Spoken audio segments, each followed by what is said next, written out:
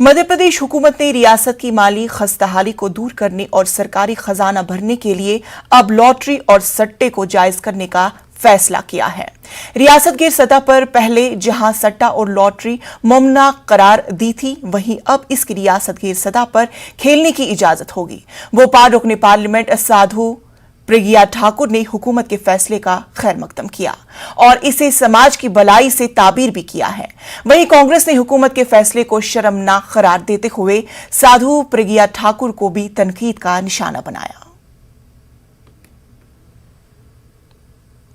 Corona के समय में जिस प्रकार से आर्थिक स्थिति डगमगाई है, उसका रूप दूषित नहीं करना चाहिए, परंतु लॉटरी कई प्रकार की यहाँ चलती हैं। लॉटरी का नाम एक दे दिया है, परंतु कई प्रकार की लॉटरी होती है, उसमें अच्छा जो हो, जिसमें समाज को लाभ हो, धनों।